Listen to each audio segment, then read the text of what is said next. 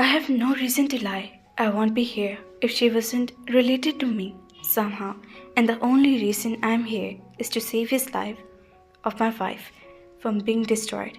He informed the old man stiff and shot him a deadly glare. Jungle no men like him. They act like they propose to the highest status. You know this man, the with the girls he had researched well about. Jungle swallowed and stepped back, knowing that Sofia would be given to him in next a minute. He remained himself from speaking when the guard pulled her out of the car and shoved her toward Jungle. Jungle catch her as she fell into his arm and wrapped his arms around her. The man whose name he still didn't know opened his mouth to say something, but he had never could. Jungle was shoved backward with Sofia in his arm. He stumbled and braced her body against his and turned his head sharply toward the source, that knocking off his feet.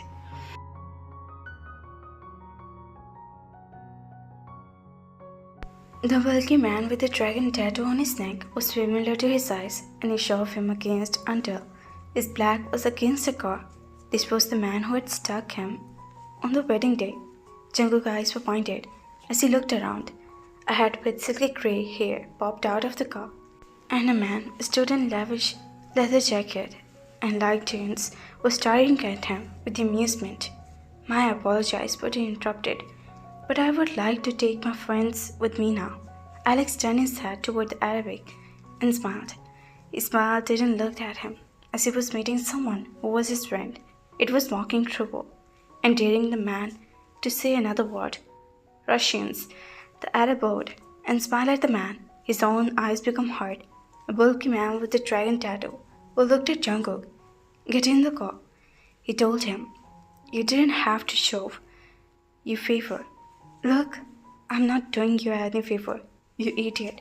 You think Alex is a devil, like, is that Lucifer himself?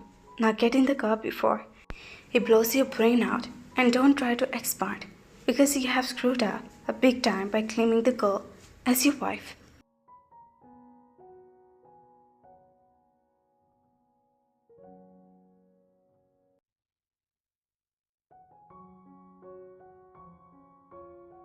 Jungle wanted to give him the man a punch in his face, tell him to go himself.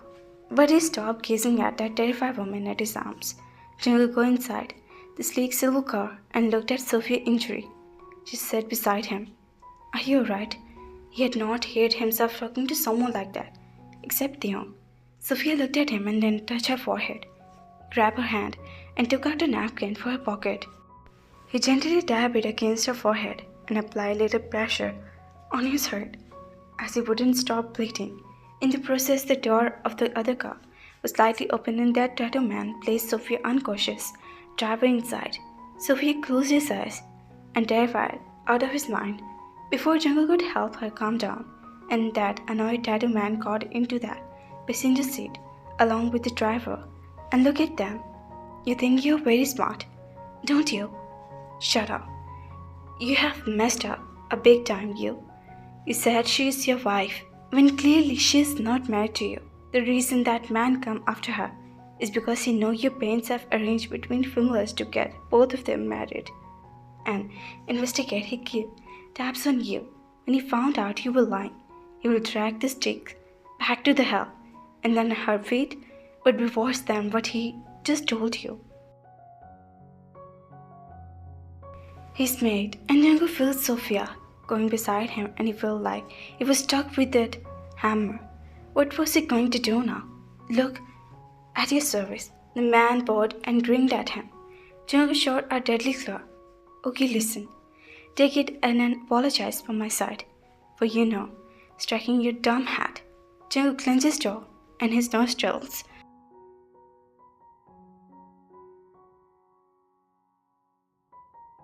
I know a place where you two get married. Listen, don't you get into trust, pretty boy.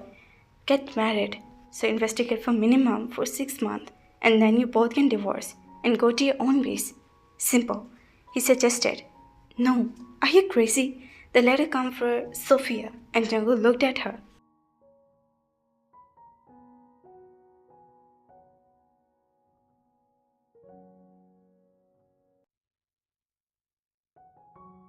She could still research even though her head was bleeding.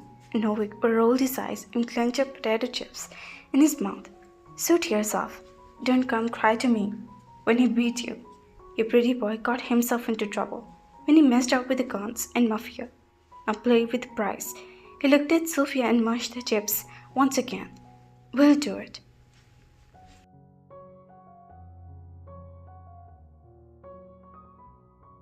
Vacation were over after New Year and now it was time to go back to university. That's what they had to be doing. The gas of his head still stuck a little, but it was not bad as he had taken the fall. Theon's life was not stable now. Coming to university after so many changes in his life was not what he wanted, but he was coping and hoped that graduate without too much trauma.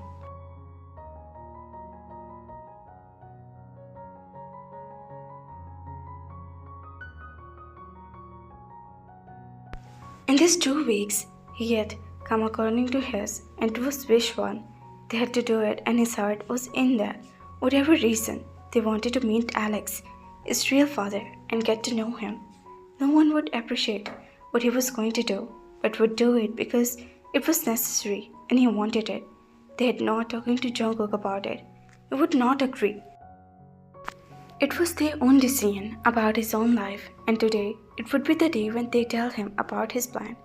To drive about their home in the afternoon, and Jungkook would come back at the night.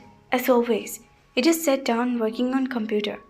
They had talked to his brother about the plan, and he had told him to do whatever he wanted, because he wasn't going to stop them for doing something that was right.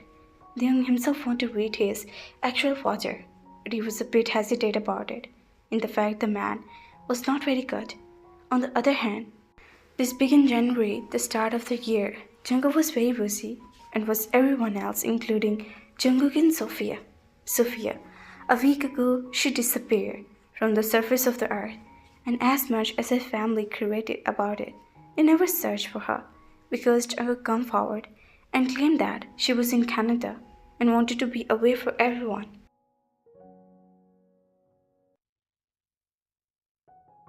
He started that and she wanted to be left alone and desired for everyone to stop making decisions for her life. She was not a teenager anymore. They didn't understand how Jungkook knew all this until he said that it was the reason Sophie came to see Jungkook that other night. She told him that she was going away, but they still couldn't stop her from making thinking about Jungkook and Sophia.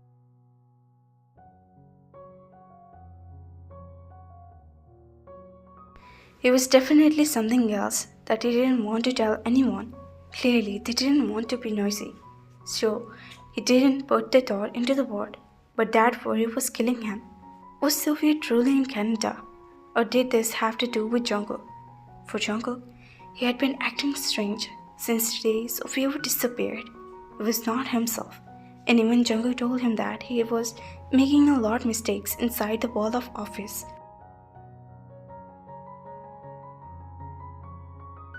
He threatened to fire the employee or even come under Jungkook's wing, and he had no reason for them. Jungkook had warned him about his behavior. They reminded it that he threw last week, and Jungkook confirmed him. Jungkook straight away told Jungkook that it wasn't him. It won't be his position would be short weird, or none of them would understand what he meant. But at least he made it clear to something was wrong, and there was something to bother him. Even though he didn't live with his parents and really say them, there always something was wrong with him. Even after the rude behavior of Jungkook, Jungkook still talked to him and asked him what that do. The way Jungkook scrawled and glared at him in his mind that it was his fault, and he was unable to shake the feeling. Jungkook had told Jungkook that he was fine and nobody need to worry about him. He would be back of being himself in few days, and whatever was bothering him wasn't anyone's business.